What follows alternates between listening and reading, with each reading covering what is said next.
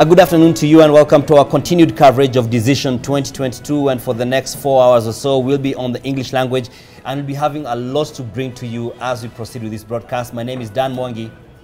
And my name is Olive Burrows. Right off the bat, let's listen in to the Energy Cabinet Secretary, Monica Juma. She's speaking on the gains made as far as bringing down the cost of power, electricity to be more specific.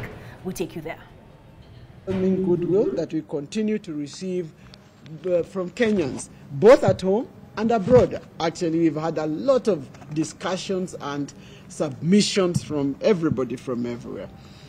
Last but not least, I would also like to thank in a very special way His Excellency President Uhuru Kenyatta for his vision for a better energy sector. His dedication to transforming this sector, which is a critical driver for the transformation of the lives of all Kenyans, has been unwavering. And the support for this process, the commitment to the reform, we believe is right, and it is one that I would wish to express my deepest gratitude to His Excellency for his support. It is our hope, and I have no doubt that this is the way to go, that this is the way we will go as a country, so that we can continue our leadership in green growth moving forward. I thank you for your kind attention in this breezy, cold morning. Thank you.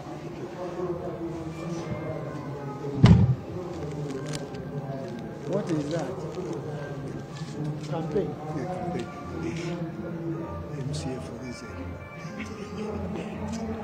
I will take any questions or comments if we can compete with them. I'm not sure.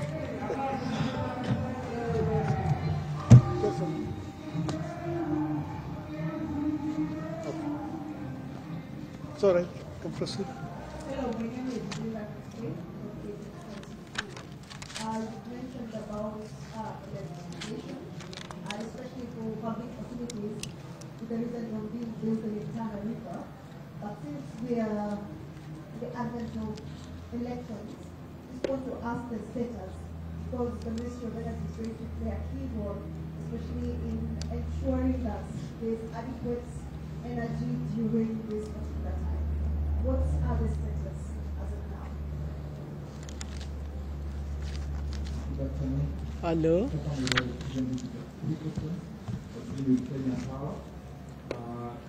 the recent report, Treasury and IMF, the recent review of our program, there was a suggestion that the ministry is going to provide an action plan by the end of July in terms of how to support fiscally in order to support further reforms.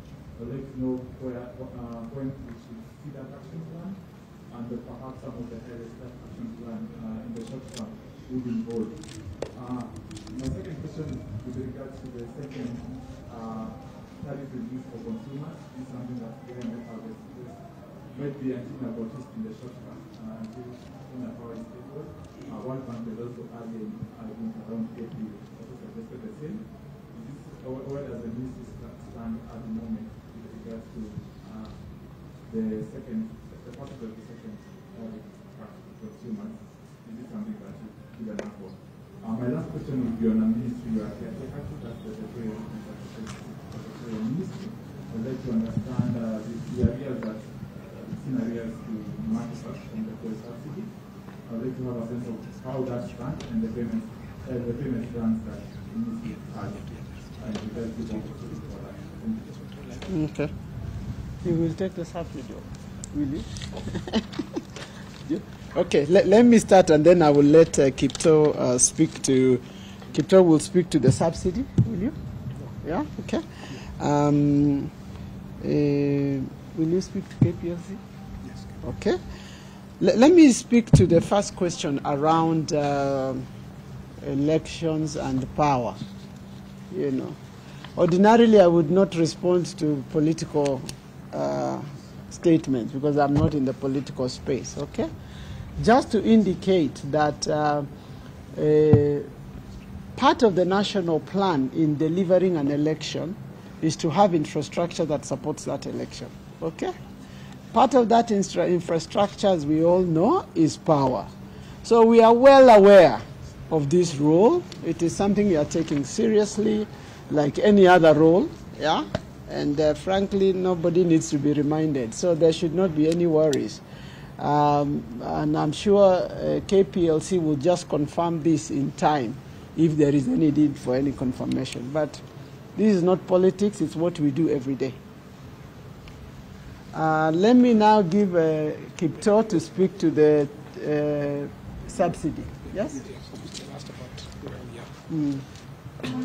Thank you, Madam CS. Just to add on, in terms of reliability and quality of supply and service, that is one of our mandates as the regulator. We do monitor on a daily basis the power demand, the power output, the number of outages that we have in the country, and we do have an action plan, particularly for the next week and a half, 2 weeks, to ensure that there's reliability of the system going into the phase that the country is going into next week.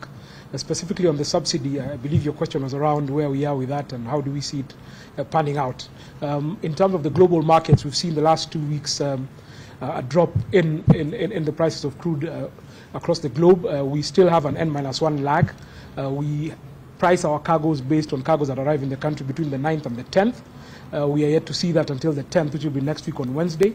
But as had been committed to by the government in terms of the subsidy program, there was a commitment given by His Excellency the President and the Cabinet Secretary that the government will look at continuing to offer a safety net to Kenyans.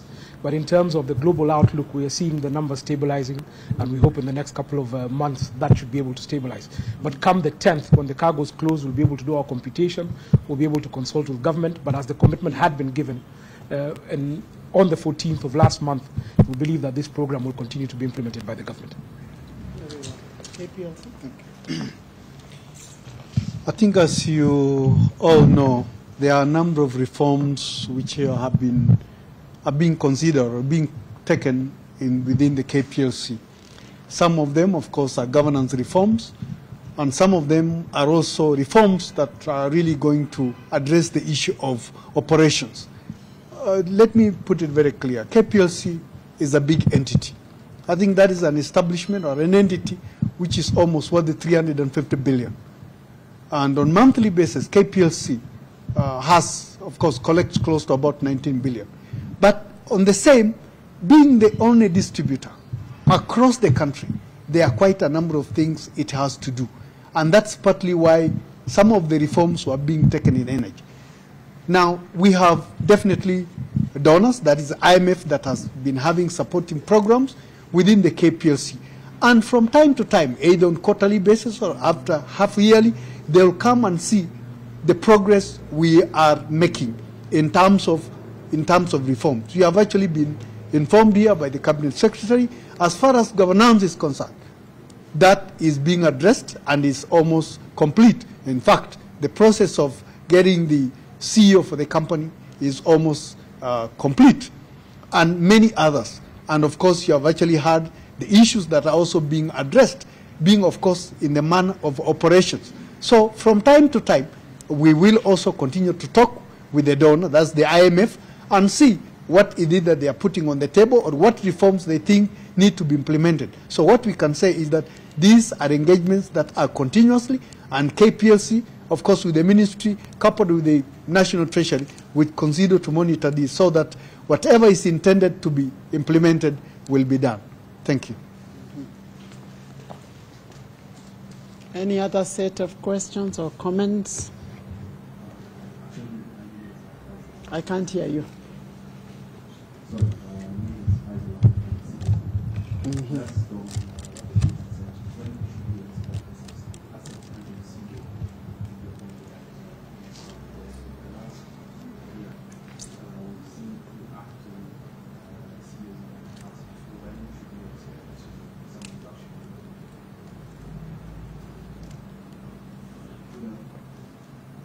Continue. Good afternoon. I'm John Ruto from the business. I have two questions. One is regarding the condition that IMF gave us, part of the law, that we should do away with the subsidy. And they were clear of all parts. So I just want to know the needs of the position of that. And then the other question is regarding security of the water transmission system. There was yes, you actually said it the last time here that you are going to accept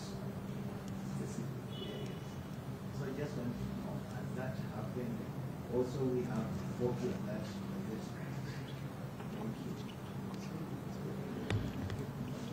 Good afternoon. My name is Ryan Foundation. My question is about the negotiation with IPP. So, can you just clarify if any part of this negotiation involves lengthening the term of those PPAs? Okay, let me just take those first, and let me begin with the IPP's negotiations. We are looking at every PPA singly. So there is no one, there is no one answer to all the negotiations. We are looking at very specific issues with each of the IPPs. So short of telling you with this one, this is what we are doing with that one, so we are varying things. Huh? And yes, there are possibilities for extension, as there are possibilities for reduction. So everything is on the table. Everything is on the table. And so it depends on the specific parameters, issues that relate to each of the specific IPP. Suffice to say here, as I've indicated, I am very, very pleased with the progress of those negotiations, because we are actually receiving proposals on both sides. So it's not about directing the negotiations. It's about having conversations about how to reach an optimal point of agreement that responds to the objective. Our objective is that we deliver low-cost, sustainable power. That is the objective that we are tracking here, and that is the basis of the negotiation. So everything is on the table, and these negotiations are going very, very well. Actually, we are very pleased that we have concluded and closed the deals that I've spoken about here. So I can only see a trajectory of good news going forward as people become more comfortable and confident with the negotiations. Number two, I will let PS speak to the security and the transmission, but just to highlight that I am very satisfied with the structure that we have built in terms of having a full view of the energy infrastructure in this country, and I have no doubt that it is doing the right thing, and I am confident, which is why I can speak very confidently even to the question of securing not just the elections, but the country at this time moving forward. But I'll let him speak specifically to the question around gazettement. Now, first of all, let me just indicate that the assumption that there is somebody that would tell, okay, let me paraphrase it. It is true that we work closely with development partners, including the IFIs, in terms of pursuit of our mandate for development. And that is what happens across the world. It is also true that everybody wishes that we develop a fiscal framework that is healthy. There is no doubt. That is the intention of government, and that is the mandate of IFS, especially the World Bank, IMF, and so forth. And it is also true that there has been a conversation around restructuring and improving the governance of various strategic entities of our country, and that includes the KPLC, which is an extremely important actor in driving both our social services but also our development aspiration. The discussion around stabilizing the tariff is a big one, and it must be taken within the context of what is our development aspiration. Our determination in our analysis is that we cannot become a competitive country if we have power that is overpriced. That is the starting point, and that is why we are going through this reform agenda in a very meticulous and detailed way. Now, the question around stabilizing those tariffs for the purposes of the benefit of Kenyans is an important political obligation and responsibility of this government. And the question around the subsidy, whether to do a subsidy or not is a matter of a modality. Now, as we are working towards reduction of the costs of the losses that we are dealing with, that in itself would help us to reduce the amount of money that the government would use to cushion because of those losses. And that is why we are saying it is not just about subsidy. We must look at the reforms in its totality. The reforms in terms of governance, the reforms in terms of the technology, the reforms in terms of the O&M maintenance of the systems, and so forth and so forth. So we are not looking just at one thing. And it is the issue, the discussions with the IMF is not the only thing. We are having a lot of discussions around the entire sector, not just KPLC, because KPLC is just an off-taker. There's a lot of other discussions that we must have, including the renegotiations for the generation of the power, but also how we transmit that power, how we regulate the actors within that sector so that we can enable the whole discussion to come together. So it's not just about the money. It is about the entire sector to make it sustainable, to make it give us reliable power, to ensure it gives us the right type of power, in this case green energy, so that we can drive our country's development agenda forward. So in a very long way, but shortly to say the conversation between ourselves and the IMF continues. And it is aligned to the same aspiration, to have power that is sustainable, that is cheap, that is reliable, that can drive our development. PS, do you want to speak to the Gazette? I want to confirm that the gazettement of the critical infrastructure within the energy sector was done. I think this was a couple of months ago. And they cut across the hydros, we've got the geothermal, and of course Ketraco. And most of them, of course, the power stations and substations that we have. In fact, as a result of that, we have actually seen quite a number of citizens now begin to respect some of this infrastructure. The gazettement also meant that the national police and also other security agents are now posted on what is happening. Now, these are also the infrastructure that are being monitored on almost daily basis by the Energy Police Unit, which is situated in this headquarters. Thank you. The final set of questions. In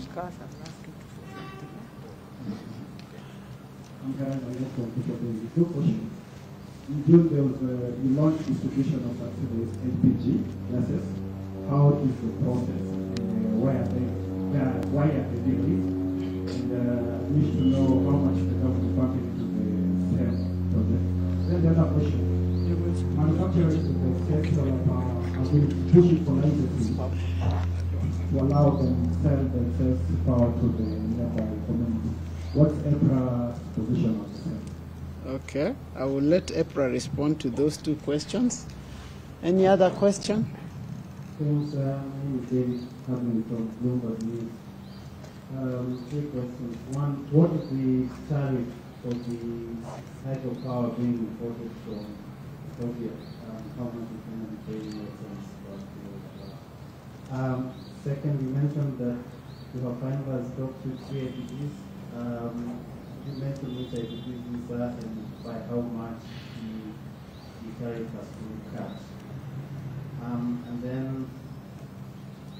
speaking of the biorefinery I visited yesterday, when does Kenya plan to begin blending its diesel with biofuel? And at what ratio and when will the regulations for this Okay. Yes, the last one. Again, no new questions, but I feel like two questions are not potential answer. Just ask us again. Yeah. The question people addressed was on the areas for the fuel subsidy. I think you mentioned the output. The output. And then I think this connects to something you just addressed, but just a part of it I felt that would be important to ask again. So for now, in the near to medium term, From Kenya, they expect to see that further impact. Okay. Are you taking a bath as well? Okay. All right. Let me start with those two that you are claiming I didn't answer. I thought it was quite clear, and I thought I said it, that as we continue to negotiate lower tariffs, that will translate into reduction of tariff automatically, before we even say what percentage is it and things like that. So yes, Kenyans should expect that there will be reduction in tariffs going forward. But that's not the only, it's not just the tariffs. The introduction of technology and innovation that enables us to select and be in control of the choice we make, the amount of the energy that we need, when we need it, that in itself puts the power in your hand to lower your own tariff. So this is a process, it's multifaceted, it is going to continue. Now, will there be a 15% tariff? I guess that is the question you are asking. That process was, of course, disrupted because of dynamics that were beyond of ourselves. But having said that, I want us to invite ourselves to the process that I have outlined here in terms of the reforms that we have actually achieved.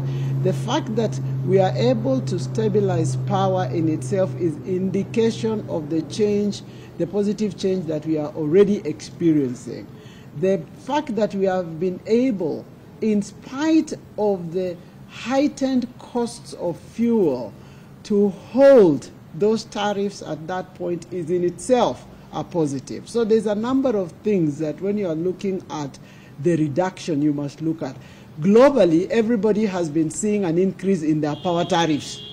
Anywhere, we have not. It is because of those measures that we are able to hold that tariff down, and will continue to do so.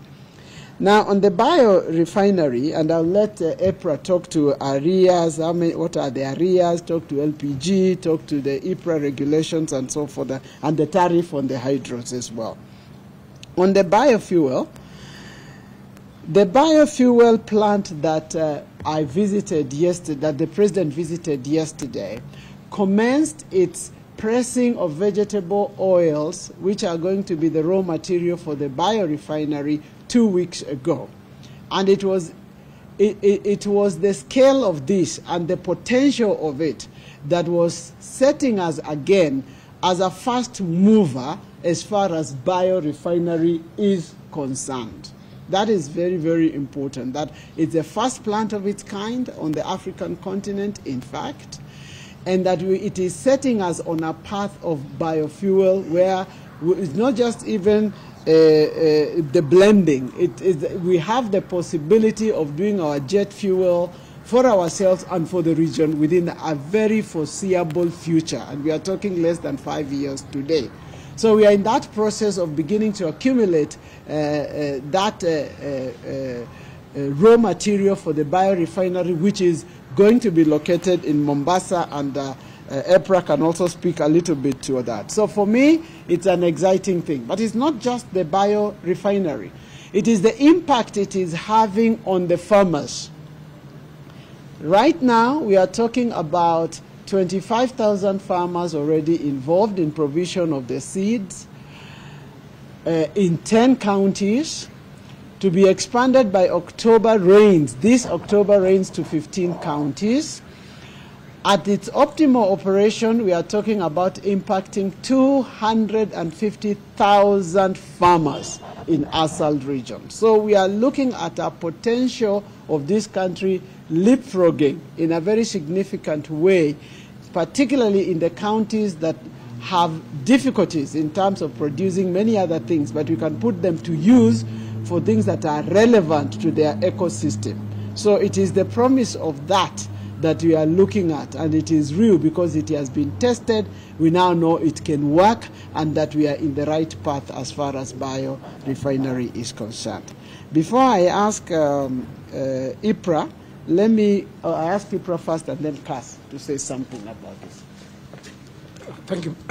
Thank you, Madam CS. I'll pick up on the 4 issues. I think 2 are directly linked to our mandate as EPRA, and the other 2, I think, are linked to actually the mandate of the PS Petroleum, is not here, but I'll try and hold his brief. Just picking up on the issue of LPG. The LPG program, Mwananchi Gas, has been running for the last couple of years. There have been some challenges related to the receptacles, the cylinders, through the ministry, but I think this matter was addressed. But in terms of specifics, each financial year the government does allocate resources for Mwananchi Gas through the ministry and to National Oil Corporation. I don't have the specific number, but the program is ongoing. And because we do appear jointly as we prepare our budgets, I am aware that there is a number, but I'm not able to put the number. But I am not aware that there's any bottleneck in relation to implementing the Mwananchi Gas project, which is being implemented by the ministry through the National Oil Corporation. It's instructive to note that National Oil have their own brand across the street here called Supergas, but the Mwananchi Gas is a incentive driven by the government, a pro incentive driven by the government through National Oil Corporation from the ministry. The second one on the compensation and the subsidy, in terms of what are the arrears and what number is it and when they'll be paid.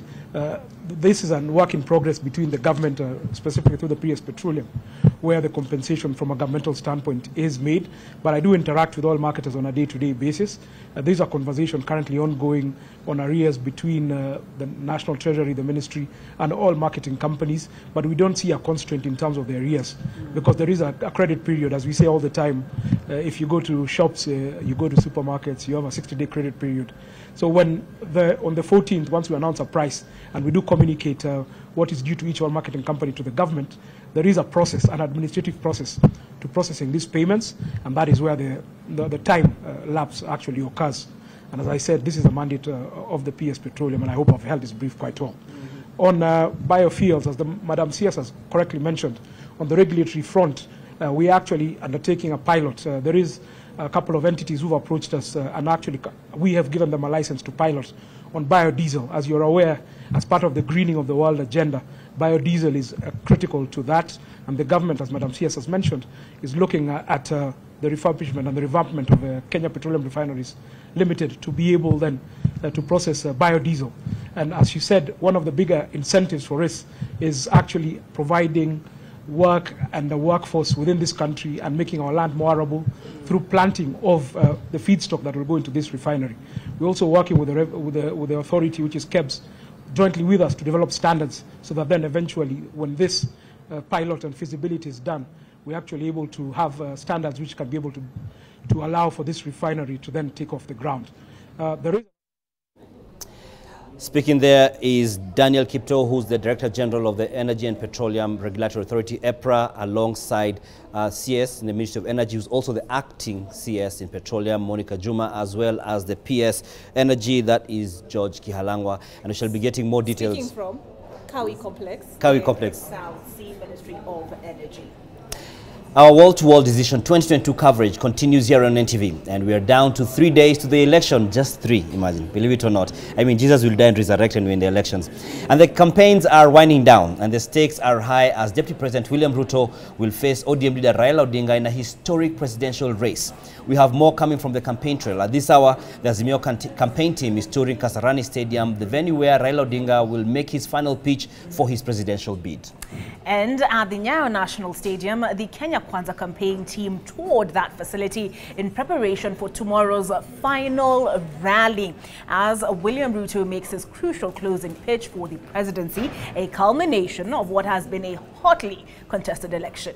We'll also keep an eye on IEBC at the Bomas of Kenya, where we expect the Commission to give the way forward on using the manual register at the polling stations. Yesterday, Justice Thande Mugure termed the move by the IEBC to omit the manual register as unconstitutional.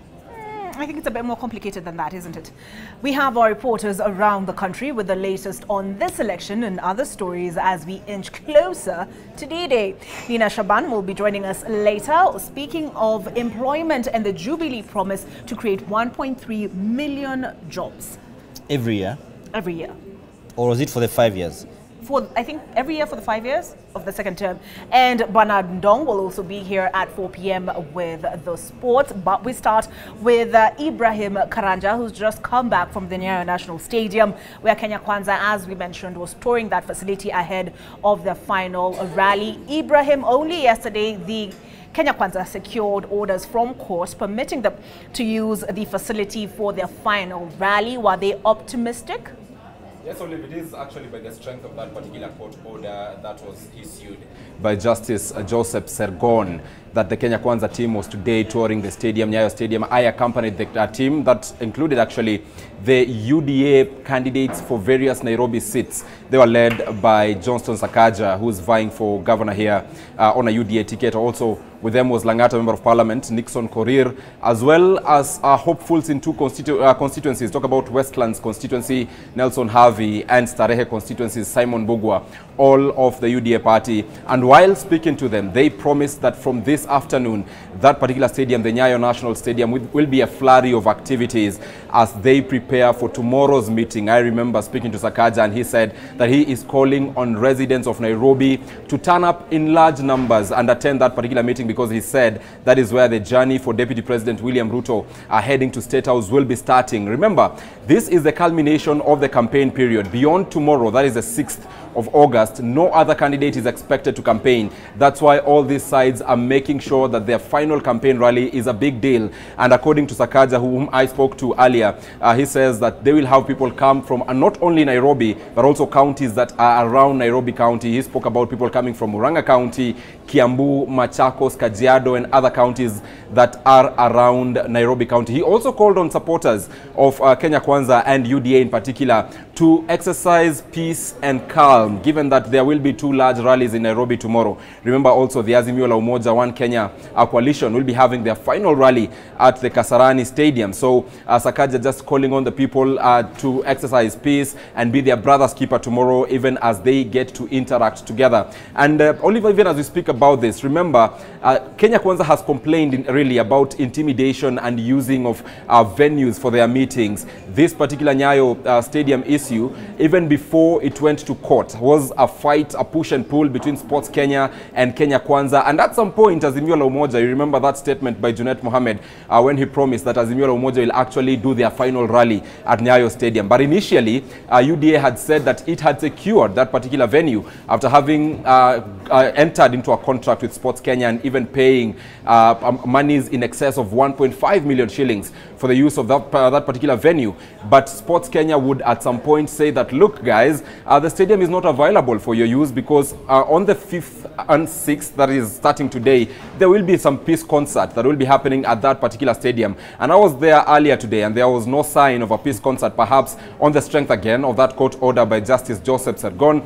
So yes, the use of stadiums have been an issue for Kenya Kwanza, especially at this particular season as we wind up the campaign season. Remember yesterday in that detailed press conference, Deputy President William Ruto even complained of not being allowed to use the Tononoka grounds in Mombasa. Well, they eventually did, but there were those complaints alleging that they were told that they could not use the stadium because President Uhuru Kenyatta was in Mombasa, and also earlier in Bukungu Stadium, where they were not allowed again to use the Bukungu Stadium. So let's see what transpires tomorrow, and of course we shall be having our eyes at the Nyayo Stadium. Olive. All right, thank you very much, Ibrahim. And now we cross over to the coast. But just to mention that we do have a presence at Kasarani Stadium, where the other side of the political divide, that is Azimio, are also touring that particular facility ahead of what they call the Firimbi Fest tomorrow, their final rally there. And now we cross over to the coast. Kevin Mutai is on standby, and we'll be hearing from him in a moment. Kevin, sijui kama ulijulishwa, mimi siku hizi najulikana kama mhenga. I saw earlier today Karim Rajan shared some photos and some videos and of President Uhuru Kenyatta campaigning, or on a charm offensive in Old Town, campaigning for Raila Odinga. Perhaps you can tell us a little bit about that. And Azimio campaigning in Mombasa at the coast more broadly, a day after Kenya Kwanza were present there. All right, I'm told we'll be joining him in a moment. The Ministry of Interior and National Government has denied the existence of a voter suppression campaign aimed at UDA strongholds. Now, this morning, Interior CS Fred Matiang'i said in a press briefing that no decision has been made to suppress voter participation in the Rift Valley region. Matiang'i also denied holding secret meetings with chiefs and other local administrators to plan disruptions on election day.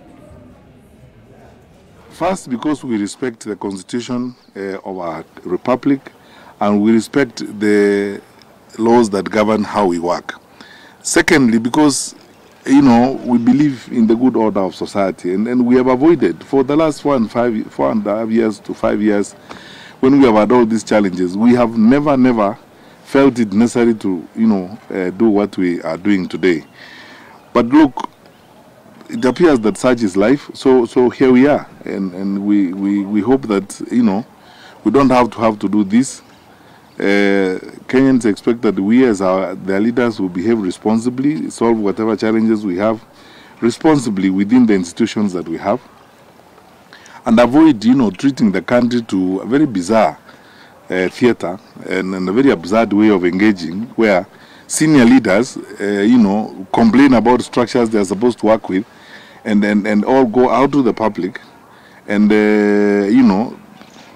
excoriate or subject senior public servant to insults and, ridicule in very disturbing ways. But therefore, I will do my best to be as measured as possible and to be as respectful as possible, knowing as I do that we have a country to manage, we have an election ahead, and the country should not be treated to sideshows and the kind of theatrics that we have seen recently.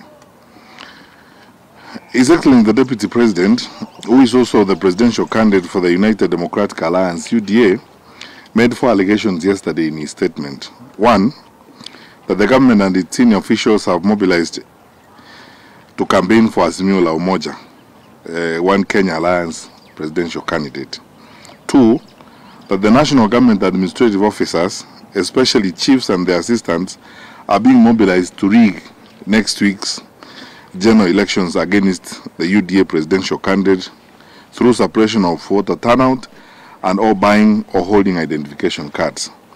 3, that the cabinet secretary and the principal secretary in the Ministry of Interior and Coordination of National Government and government administrative officers in the Rift Valley, and they actually named 4 of our officers, I'm going to talk about them, have been holding meetings illegally and planning to provoke ethnic conflict in that part of our country.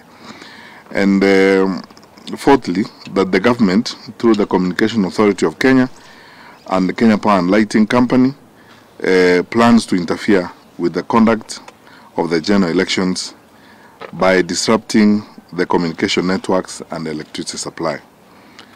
I would like you to note, and if you have not read the statement by the Deputy President, please go back and read it.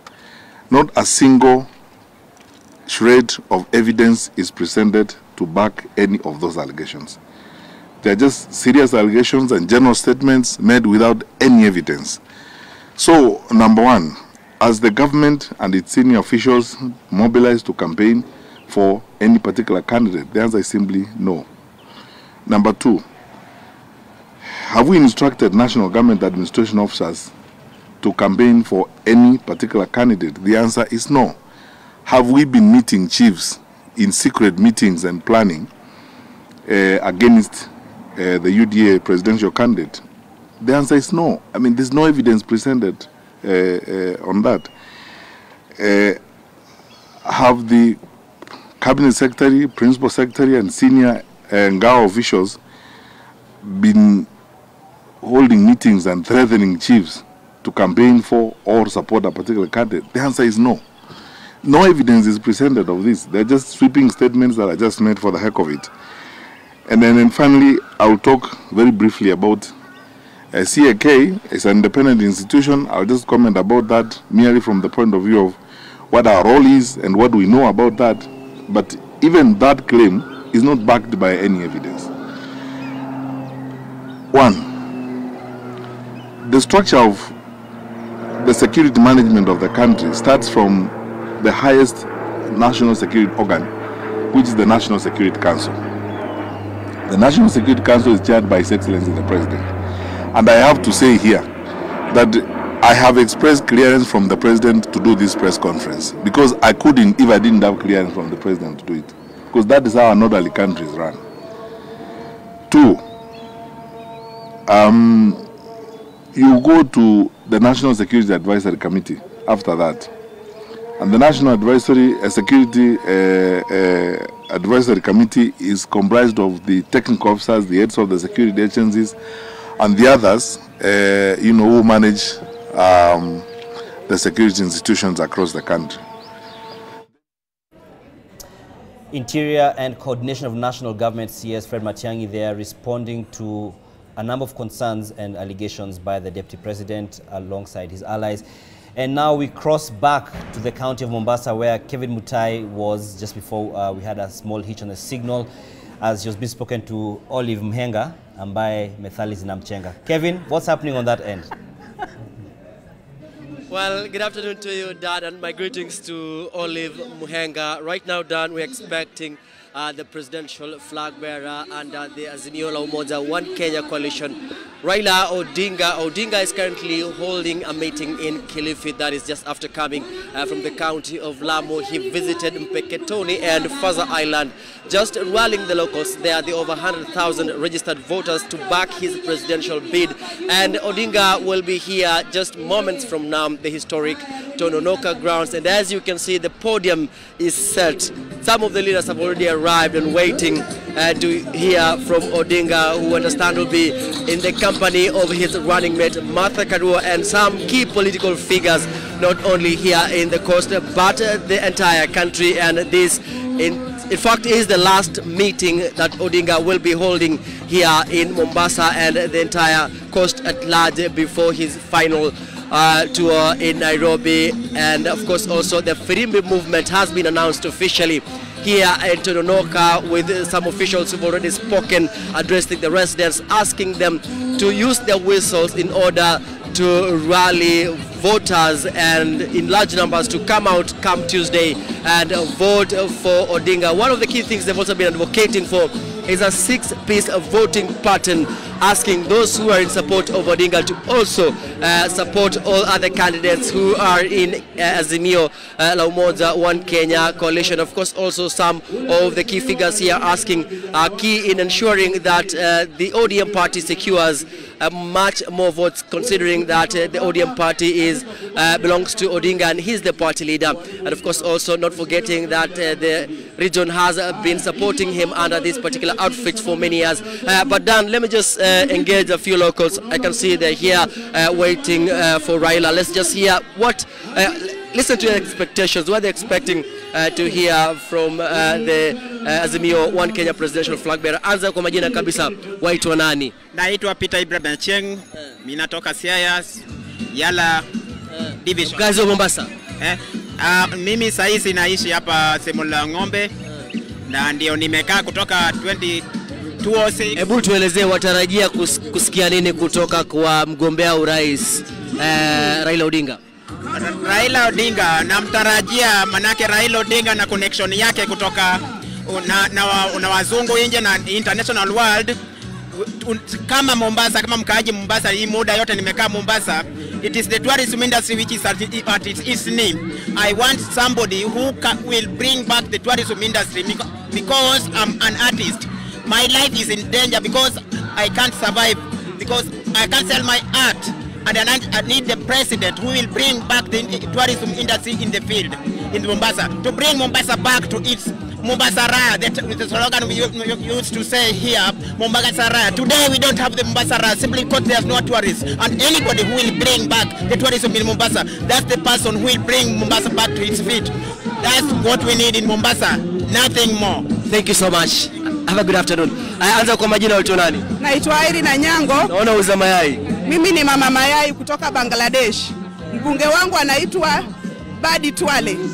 Ningependa kuambia rais wetu wa 5th president, akifika kwa kiti tunajua atafika. Akifika asitusahau kama wamama wajane. Najua baba akiagiza kitu anafanya. Alisema wakati wa Kibaki shule itakuwa bure na ilikuwa. Najua saa hii tutapata 6,000 kutoka kwa baba na kupitia kwa mbunge wangu Badi Twale.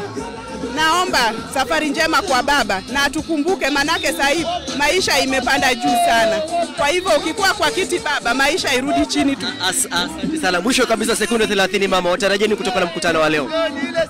Mkutano wa leo ninatarajia kwamba tutapata ushindi, kwa maana katika uchaguzi waliochagua tuna imani kubwa wa mama ya kwamba watakapoingia hata mama naye atatutetea sisi wa mama, maana maisha yetu yamekuwa mabaya. Tunatarajia tuwe na mtu mbele ili atukumbuke sana wa mama. Asante sana.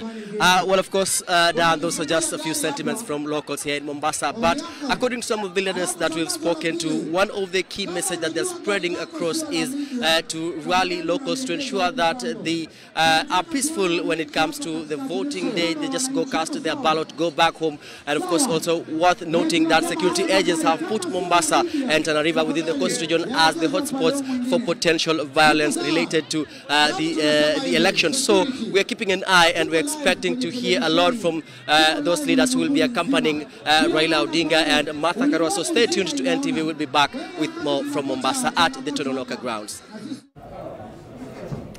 All right, thank you very much, Kevin Mutai. Kevin Mutai speaking to us from Mombasa County, where Azimio is meant to start wrapping up its campaigns ahead of tomorrow's deadline. Tomorrow, it all comes to a close ahead of the August 9th general election on Tuesday.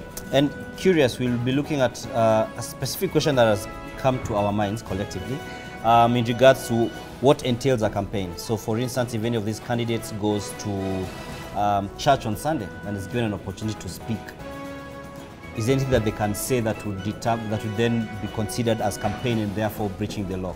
Okay, so we'll be getting into that with an advocate from 4 p.m. after the sports news. For now, let us make way for Nina Shaban Mhenga, huyu Mhenga Olive Barrows na Dan Mwangi hapa. Tutarudi saa 10.